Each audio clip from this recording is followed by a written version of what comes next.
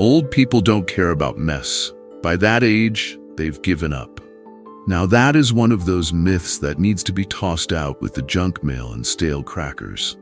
It's not only false, it's blind to the quiet beauty I've seen in the homes of elders who treat a clean space as a soft landing place for the soul. Welcome, dear ones, to Buddhist wisdom for the elderly, where a mop becomes a meditation, and even folding a towel can be a prayer. In today's video, we'll walk through 9 daily habits that seniors with peaceful, joy-filled homes live by. These aren't chores. They're daily rituals that clear the clutter outside and the chaos inside. If you only catch one, don't miss part 4. They never leave dishes overnight. Because this isn't just about dirty forks. It's about closure. It's about ending each day with peace in the kitchen and the heart. You'll sleep better, you'll breathe easier. Trust me. Stick around, and if this nourishes you, please like and subscribe. Help us reach 1,000 subscribers so we can keep making these gentle offerings. Now come in, take off your shoes, and let's begin. Part 1. They let go of one item every day. There's something profoundly spiritual about letting go. Not in the big, dramatic way, like moving across the country or giving away all your worldly possessions. I'm talking about the small kind of letting go, the kind you barely notice at first, the kind that changes your life without making a sound. And that's exactly what some of the wisest elders I know do every single day. They release one item, just one. It might be a shirt they haven't worn in 10 years, a chipped mug that reminds them of a relationship that's long gone, a stack of expired coupons, or, my personal favorite, a drawer full of pens that don't work anymore. These seniors don't wait for spring cleaning. They don't panic and dump everything into garbage bags one Sunday afternoon. They just let go, one breath at a time, one object at a time, one layer at a time. In Buddhism, there's a concept called anicca, impermanence. Everything changes, everything passes. And when we hold on too tightly, especially to things that no longer serve us, we suffer. Now you might say, but it's just a lamp, or a scarf, or a dusty box in the back of my closet. And yet, how often do we let our identity get tangled up in what we own? That ugly vase from your Aunt Margie? You don't even like it. But throwing it out feels like betraying a memory. That pile of paperwork you haven't looked at in 3 years? It screams responsibility every time you walk by it. Every object in your home has a psychological weight, a tug, a tension, a tiny whisper that says you still need me. You haven't dealt with me yet. I represent who you used to be. But the truth is, you are not your clutter. Letting go of one thing a day is not just decluttering. It's a ritual of becoming light again. Eleanor is 82. Lives alone, and has a laugh that sounds like tea being poured into a chipped porcelain cup. She told me once, I started letting go of one item a day when I realized I was keeping things for people who had already died. My mother's apron, my husband's old slippers. And I thought, what if I honored them by living fully instead of clinging to the dust of what was? Now, every morning she picks one object to thank and release. Sometimes she gives it away. Sometimes she recycles it. Sometimes she just blesses it and lets it go. Her home? It's not minimalist, but it breathes. There's room for her to move, to think, to rest without tripping over the past. Here's your invitation. Before bed tonight or first thing tomorrow morning, walk through your home with soft eyes. Look for something that no longer serves who you are now. Thank it, release it, place it in a donation bag. Recycle it. Let it go with kindness. Do this once a day. Just once. And over time, your home will feel lighter. Not just physically, but emotionally. You'll begin to trust yourself more because you're not waiting for the big overhaul. You're doing the work in tiny, beautiful steps. And the best part? You're not just cleaning your house. You're clearing the path for who you're still becoming. Next up, we'll explore something deceptively simple, but deeply powerful. how making your bed in the morning isn't just a chore. It's a declaration of presence. Ready? Part 2. They make their bed every morning, a ritual of readiness. Let me ask you something. When you wake up in the morning, what's the very first decision you make? Do you reach for your phone, shuffle to the kitchen in your slippers, groan and pull the blanket over your head? Now imagine this instead. You sit up, feet on the floor. You take a deep breath, and you gently pull the covers up. You straighten the pillows. You smooth out the wrinkles. Maybe you even give your bed a little pat like it's an old friend. That's not just making the bed. That's making a choice. Making your bed isn't about impressing your mother-in-law when she comes to visit. It's not about military precision or Instagram aesthetics. It's about starting the day with dignity. You see, when we're young, the world pushes us out the door before we've had a chance to catch our breath. But as we age, we gain something precious. Time to choose how the day begins. And making your bed? That's the first victory. It says, I care about this space I rest in. I'm not rushing, I'm present. I'm ready to face what comes next, even if it's just toast and tea. Research in behavioral psychology calls this a keystone habit. It's a small action that sets off a chain reaction of other positive behaviors. People who make their bed in the morning are more likely to keep their homes tidier overall, eat healthier meals, sleep better at night, report a greater sense of control in life. Why? Because this one act sets the tone. It gives you a tiny dose of order, and that order creates momentum. And momentum, my friend, is gold when you're over 60 and your knees don't always cooperate. In Buddhist monasteries, monks make their beds with deep attention, not to be perfect, but to practice sati, mindfulness. Folding a blanket, smoothing the sheet, placing a pillow, each is done slowly, with gratitude. You don't rush through it. You let your breath match the movement. You make the bed as if you're preparing a resting place for someone you love. And in that moment, you are the one you're loving. One Zen teacher said, "How you do anything is how you do everything." So when you make your bed slowly, kindly, intentionally, you begin the day as a practitioner, not just a housekeeper. I once knew an old man named Mr. Albright who lived alone after his wife passed. Every morning, he would make their bed exactly as she liked it. Pillowcases folded just so, top sheet tucked tight. When I asked him why, he said, "It reminds me that I'm still living. I still have a part to play in the beauty of the day." And he did. Every day, he'd start with that one small sacred act. And everything else, from his oatmeal to his garden, flowed from there. Here's your invitation. Before you leave your room, before coffee, before news, before aches and creaks, make your bed. Don't aim for perfection. Just pull the covers up, fluff a pillow. Maybe say, "Thank you, body, for resting. Thank you, day, for beginning." That's it. 2 minutes, one shift in rhythm, and your whole house, your whole mind feels a little more together. Next up, what if the key to a clean home wasn't deep cleaning, but never letting clutter land in the first place? Let's explore the sacred art of putting things back where they belong. Part 3. They declutter as they go. The wisdom of not letting things linger. Let's talk about something sneaky.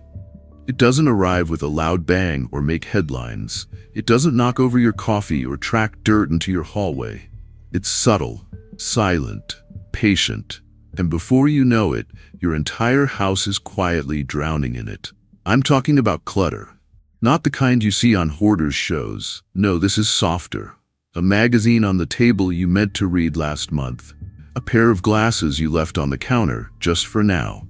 Mail that's still unopened, but not forgotten. It's what I call the weight of postponed decisions. There's a beautiful practice I learned from a 74-year-old nurse named Jan. She told me, if I touch it, I finish it. She meant it literally. If she picked something up, her keys, a dish, a sweater, she didn't just shift it from one surface to another. She put it away, right then. This tiny act over and over again keeps her home almost magically clear. Not because she deep cleans every day, but because she never lets the mess settle in the first place. This is what we call in psychology a micro-habit loop. You create a system so small, so simple that your brain doesn't argue with it. Pick it up, put it away. You're not thinking about cleaning, you're just finishing the movement. In the Buddhist tradition, there's a meditation called walking meditation.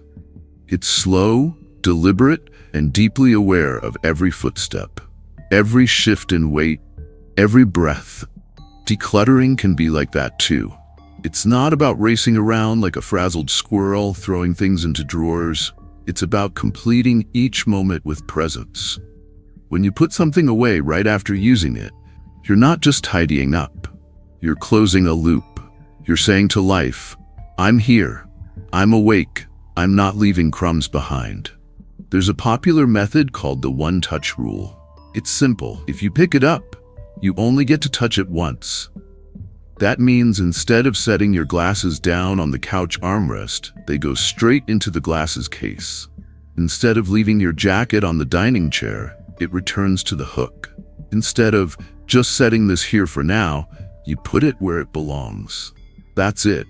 No need for a full-blown organizing system or a trip to IKEA. Just let each action be complete. Clutter doesn't crash into your home like a freight train. It sneaks in slowly, like dust on a windowsill, or guilt you didn't notice building up. But if you learn to clear as you go, the mess never gathers. It never becomes an emotional burden. You stay ahead of it, not in a frantic way, but in a graceful, almost invisible rhythm. And there's a powerful mental effect here. When your space is clear, your mind feels lighter. You move more easily. You breathe more deeply. You feel a little more in control of your life. That's not just cleaning, that's medicine. Here's a gentle challenge. Pick one room, the kitchen, your bedroom, your reading nook. Today, every time you pick something up in that space, put it away completely. Don't say, I'll do it later. Don't make excuses. Just return it to its home as if your own peace depends on it. Because in a way, it does. Next, we'll head into the heart of the house, the kitchen, and explore why never leaving dishes overnight might be one of the most emotionally liberating things you can do. Ready to release the weight of tomorrow's mess today? Part 4. They never leave dishes overnight. The quiet ritual of ending the day right. Let's talk about something surprisingly heavy. Not emotionally heavy. Literally. Like a skillet left in the sink with cold grease clinging to its sides, or a bowl of dried oatmeal that now requires the elbow strength of a Viking warrior to scrub clean. We've all done it. Pushed the plate to the side after dinner and said, I'll get to it in the morning. And maybe we do. But something happens when you leave dishes overnight. And it's not just about the smell. When you wake up and walk into your kitchen, you're entering the first ritual of your day. Now imagine this. You shuffle in with sleep still in your eyes, hoping for calm, and bam! Greasy pots, stale crumbs, forks floating in cold tea water. A to-do list in the form of a sink. That's not a kitchen. That's an accusation. And what starts as a simple mess becomes something more. A sense of failure before the day even begins. A reminder of energy you don't have. A subtle whisper. You're already behind. Seniors with peaceful homes understand something deeply sacred. Endings matter. In Buddhism, there's a term, sankhara, mental formations. The residue of actions and intentions. When you leave something incomplete, even as simple as a dirty plate, it leaves a mental impression, a tiny trace of unfinished business. But when you complete the task, when you rinse the plate, wash the pot, wipe the sink, you're not just cleaning, you're performing ritual closure. You're saying this meal is done, this day is complete, I can rest now. It's not about sparkle, it's about serenity. Here's what many wise elders do. They build this ritual into their evening. After dinner, before the television hums or the cat curls up in their lap, they do this. Wash or rinse the dishes right away, wipe down the sink, tidy the counters, and maybe, just maybe, light a candle or pour a cup of warm tea. It takes 5 to 10 minutes. That's it. But the emotional return is priceless, because now when they wake in the morning, they're greeted by calm, by readiness, by a kitchen that whispers, "You are already ahead." Raymond was a retired professor I met during a senior community workshop on mindfulness. He lived alone, but never lonely. His kitchen was simple: one teacup, one kettle, a row of dried herbs above the sink. One evening, I noticed him quietly washing his cup after our session. I joked, "You could probably leave that for tomorrow, right?" He smiled and said, No, that's not a cup, that's my day. I'm washing the day away. I want tomorrow to begin with fresh water." That's what this is. You're not just doing dishes, you're washing the day away. You're creating space for a new one to arrive without baggage. Before you go to bed, take 5 mindful minutes to tend to your kitchen. Wash what needs washing. Rinse what needs rinsing. Wipe the sink and breathe deeply as you do. Notice how it feels to bring something to completion. It's not a chore, it's a gift to your future self, because you deserve to wake up to peace, not a pile of plates. Next, we'll explore a sneaky form of clutter that builds up silently: paper. Bills, receipts, notes, mail. It piles up faster than dishes ever could. Let's learn how to stay ahead of that silent mountain before it becomes overwhelming. Part 5. They control paper clutter. Daily, the art of preventing piles of procrastination. Let's talk about paper. Yes, that stack of old mail on the counter. That drawer full of important documents you've promised to sort through since 2009. That file folder labeled miscellaneous, which is code for, "I have no idea what to do with this." Paper clutter is like the whispering ghost of unfinished business. It doesn't smell. It doesn't trip you. But it quietly builds itself into mountains of mental weight. And the truth is, the longer you ignore it, the heavier it gets. If you live long enough, paper becomes a roommate. Medical statements, appointment reminders, warranty cards, grandkids' crayon drawings, insurance documents, tax stuff from 7 years ago, because someone said you should keep it just in case. And each of these papers has a voice. You need to deal with me. You might regret throwing me away. Remember this thing you never finished? You're not organized enough. It's clutter disguised as responsibility. In Buddhist teachings, a cluttered mind is said to be like a bowl of muddy water. You can't see clearly through it, and it only settles when you stop stirring. But the things we don't deal with? They keep the mud swirling. Every unopened letter, every unsorted pile, every document without a home, it's like a stir of the spoon. Seniors who enjoy clear, peaceful homes know something deeply important.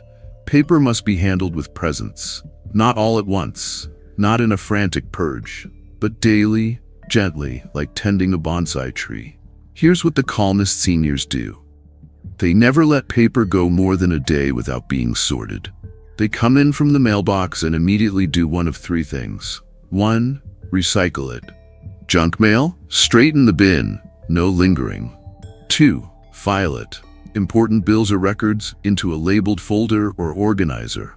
3. Act on it. If it takes less than 2 minutes, e.g. RSVP, quick call, mark calendar, they do it right then. The key is touch it once, decide immediately, because every time you set it aside for later, it becomes part of a growing wall between you and your peace. Remember Eleanor from earlier? She has a little ritual called the Friday Shred. Every Friday afternoon, she pours herself tea, lights a lavender candle, and shreds any paper she no longer needs. It's her way of clearing the emotional inbox before the weekend. She says it makes her feel lighter, like she's giving herself permission to rest. And you know what? She's never once been buried under paperwork, because she keeps it light, small, and sacred. Take 5 minutes today to deal with the latest paper pile in your life. Set up a simple organizer. Ins, out, file, keep a shredder or recycle bin within reach. Let go of the guilt around keeping every receipt, note, or memo. And ask yourself, does this paper bring me peace or pressure? If it's pressure, either handle it now or thank it and let it go. When you stop letting paper run the show, you reclaim your space and your clarity. Because peace doesn't come from the filing cabinet. It comes from knowing you faced the small things and left no whispers behind. Next, we'll open the windows, literally and metaphorically, and discover why fresh air might be the most underrated cleaning tool of all. Part 6. They let fresh air in every day, clearing the space between body and spirit. Sometimes the most powerful form of cleansing has nothing to do with scrubbing or dusting. It begins with something quieter, gentler, almost invisible. Just the soft click of a window latch, a breath of cool air that slips into the room. A sudden lightness you can't explain, but you can feel. Seniors with the calmest homes know this secret. Clean air is as important as clean floors. Because no matter how many candles you light or countertops you wipe, a house that never breathes becomes a box full of stale stories. Have you ever walked into a house that looks clean, but feels heavy? Everything's in place. The floor is vacuumed, but something's just off. The air is dense. There's a smell of yesterday's soup or last week's perfume that never quite leaves. That's not just scent, that's energy. And over time, energy that doesn't move becomes emotional clutter. Just like unopened mail or dusty corners, stagnant air holds on to old moods, old meals, old grief. It sits there, unmoved, undisturbed, unforgiven.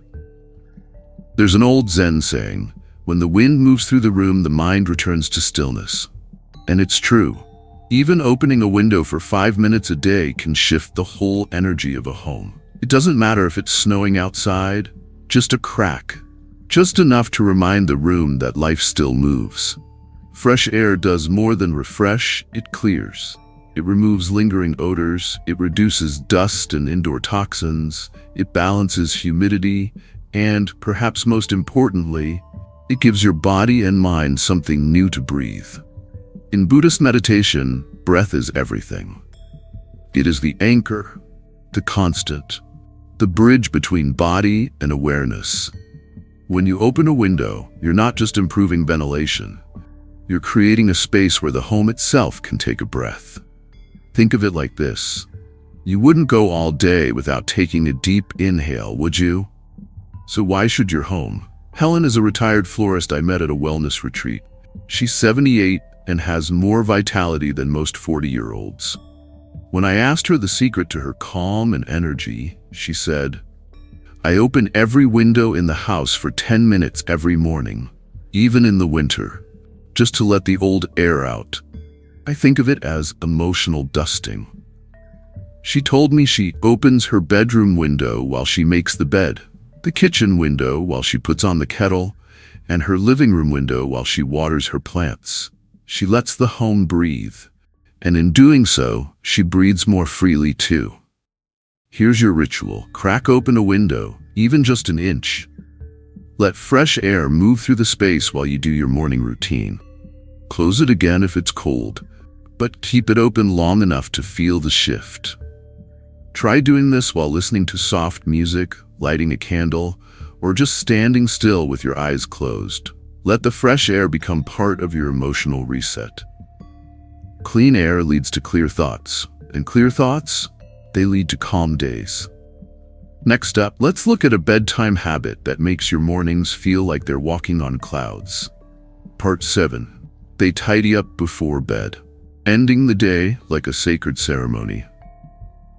There's something almost holy about how a day ends. Think about it. We begin with light, with motion, with coffee and calendars and whatever aches greet us in the morning. But how we close the day, that's where the wisdom is. And many elders who live in beautifully peaceful homes share a quiet ritual you'd hardly notice, unless you felt the calm it leaves behind. Before they rest, they tidy. Not a deep clean, not a flurry of vacuuming, just a gentle return of things to their places. You ever wake up, walk into the living room, and feel like the house already needs you to fix something? Pillows on the floor, coffee mug from last night, blanket half off the couch, a pair of socks with no shame in the middle of the hallway. And even before breakfast, your day begins with correction. A sense of, Ah, I have to clean before I can even sit down. But now imagine the opposite. You walk into a space where the pillows are plumped, the dishes are done, the tables are clear, the light is soft. It says, "Good morning, you're welcome here." That kind of home greets you with peace, not problems. There's a story in Buddhist monastic tradition where a young monk is chastised, not for breaking a rule, but for leaving his mat untidy after meditation. Why? Because unfinished spaces create unfinished minds. The idea isn't about being strict, it's about honoring closure. When we leave a mess behind us, it drags a thread of our energy with it. But when we complete the cycle, put the book away, fold the blanket, wipe the table, we seal the moment. It's like saying, "That was today, it is done. I now give myself permission to rest." Margaret, 81, lives in a little blue house in Oregon. Every evening before bed, she sets a 10-minute timer. That's it. Just 10 minutes. She calls it her evening reset. She fluffs the cushions, folds the throw blanket. She returns the remote to its spot. She wipes the kitchen counter, and she lights a small candle near her favorite chair, even if she only sits for a few minutes. "It's my way of saying thank you," she told me once. "Thank you, house. Thank you, day. Thank you, self." Let's be clear. This isn't about having a pristine showroom for a home. It's about creating rhythm, a daily ceremony of care. Your home is your body's temple. Tidying it up at night is like brushing your spiritual teeth. You're not trying to impress anyone, you're just removing friction from tomorrow. You're telling your nervous system, we are safe, we are ready to rest. Before you crawl into bed tonight, set a timer for 10 minutes. Start with your living area. Pick up whatever's out of place. Fold the throw blanket, wipe the coffee table, clear the counter. Maybe even turn down your own bed like you're welcoming yourself to a hotel. Move slowly, kindly, no rush. And when you're done, pause. Take one long breath and notice how the space feels. Notice how you feel. You've just given your future self a gift. And tomorrow morning, you'll feel it. Part 8, they treat one corner of the home like a sacred space. A place to return to yourself. Every home has corners. Some collect dust, some collect keys, some collect forgotten projects or a pile of things that need to go somewhere else. But for the elders who live with grace, clarity, and peace, there's always one corner that collects something else entirely. Stillness, meaning, presence. You could call it a prayer nook, a meditation cushion, a cozy chair by the window, but really it's just a sacred space. And it doesn't have to be religious. It doesn't need incense or statues, though it can. It just needs one thing: intention.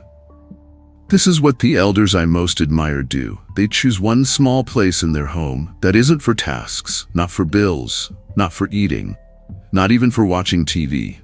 It's a space meant for being, for breathing, for reflecting, for remembering who they are when no one is watching.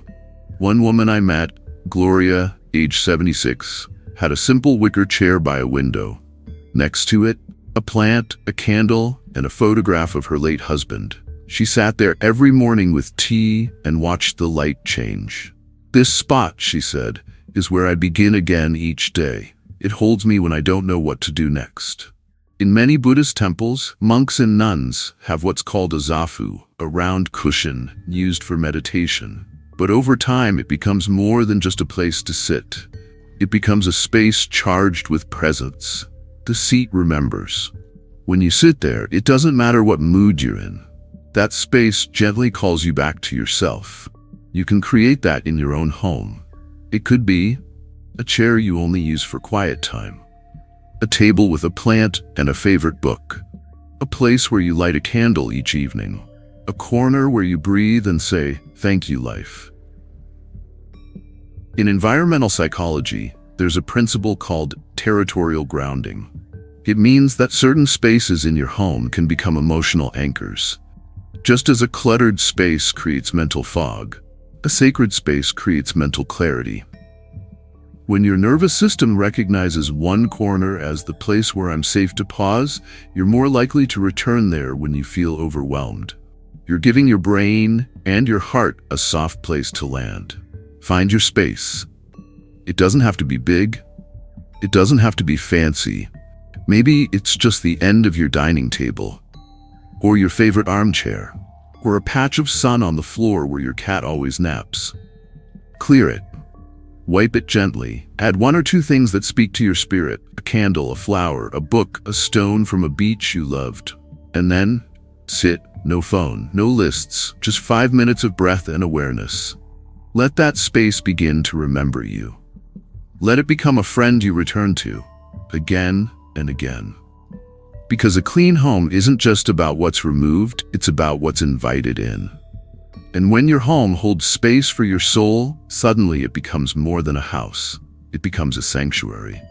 In the final section, we'll wrap everything in the softest, simplest, most often forgotten habit of all: actually enjoying the space you've worked so gently to care for.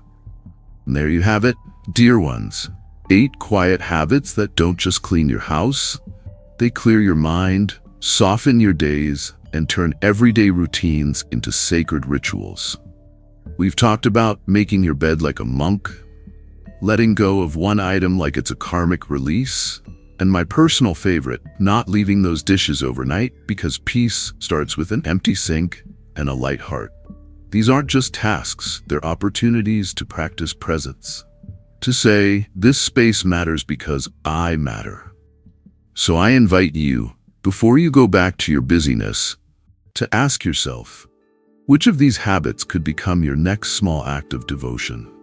Try one. Feel the shift. Then maybe come back and tell us about it in the comments. I'd love to know what's changing for you. And if this video warmed your spirit or straightened your cushions, please like, share, and subscribe. That one click helps us reach our first 1,000 subscribers and keeps this little corner of the internet glowing with gentle wisdom for the road ahead. Until next time, keep your windows open, your tea warm, and your heart clear.